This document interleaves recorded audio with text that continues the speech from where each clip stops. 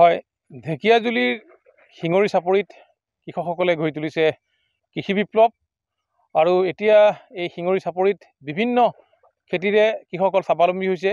মই বৰ্তমান উপস্থিত আছোঁ শিঙৰি চাপৰিত আৰু এই শিঙৰি চাপৰিত মাকৈ খেতিৰে এতিয়া স্বাৱলম্বী হৈছে থলুৱা কৃষকসকল।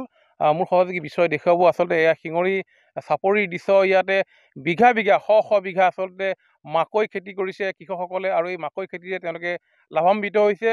আৰু এইবাৰো ঠিক তেনেধৰণে এই শিঙৰি চাপৰিত শ বিঘা আচলতে মাকৈ খেতি কৰি কৃষকসকলে স্বাৱলম্বী হৈছে। মই দেখুৱাইছোঁ আচলতে এয়া শিঙৰি চাপৰিৰ দৃশ্য। এতিয়া এই যি আচলতে মাকৈ খেতি কৰিছিলে সেই মাকৈ খেতিবোৰ এতিয়া লহপহকৈ বাঢ়ি আহিছে আৰু এমাহৰ পিছতে হয়তো ইয়াৰ যিবোৰ ফল তেওঁলোকে আচলতে ফলবোৰ চপাব আৰু এনেধৰণে এতিয়া কৃষকসকল ব্যস্ত হৈ পৰিছে।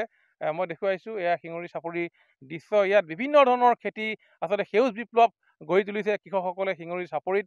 কোনোবাই যদি কৰিছে মাকৈ খেতি, কোনোবাই কৰিছে বিলাহী বেঙেনাৰ খেতি, বিভিন্ন খেতিৰে স্বাৱলম্বী এতিয়া এইসকল শিঙৰিৰ যিসকল থলুৱা কৃষক আছে তেখেতসকলে এতিয়া এনেধৰণে সেউজ বিপ্লৱ গঢ়ি তুলিছে। মই দেখুৱাইছোঁ এয়া আচলতে মটৰৰ খেতি, কোনোবাই বেঙেনাৰ খেতি, কোনোবাই ৰঙালাওৰ খেতি, কোনোবাই কবিৰ খেতি। মোৰ লগত এগৰাকী থলুৱা কৃষক আছে, মই তেওঁৰ পৰা জানিব বিচাৰিম কিমান বিঘা এবাৰ খেতি কৰিছে মাকৈ?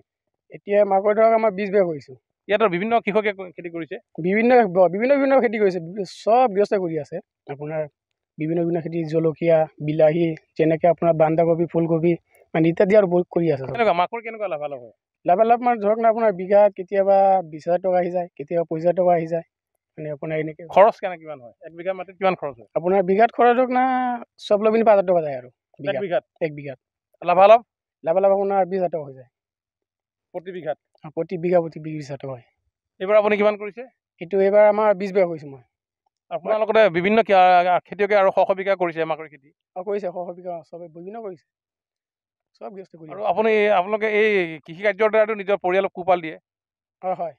আচলতে এইসকল কৃষকে এই কৃষি কাৰ্যৰ দ্বাৰা তেওঁলোকে জীৱন আচলতে নিজৰ পৰিয়াল পোহপাল দি আহিছে। শিঙৰি চাপৰিত শ বিঘা আচলতে মাকৈ খেতি কৃষকসকলে কৰিছে আৰু মাকৈ খেতি কৰি কৃষক লাভান্বিত হৈছে। প্ৰতি বিঘাত তেওঁলোকে 20,000কৈ প্ৰতি বিঘাত আচলতে উপাৰ্জন হয় বুলি তেওঁলোকে জানিবলৈ দিছে। এনেধৰণে এতিয়া এই যি মাকৈ খেতি, মাকৈ গছ এতিয়া এনেধৰণে লহপহকৈ বাঢ়ি আহিছে। হয়তো আৰু 1 মাহৰ পিছত তেওঁলোকে ইয়াৰ পৰা ফল আচলতে চপাব।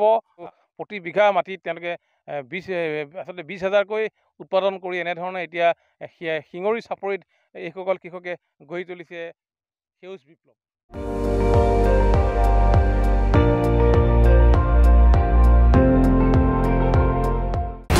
আপুনি চাই আছে ND24, সৰ্বশ্ৰেষ্ঠ নহয় সৰ্বোত্তমৰ দৌৰা।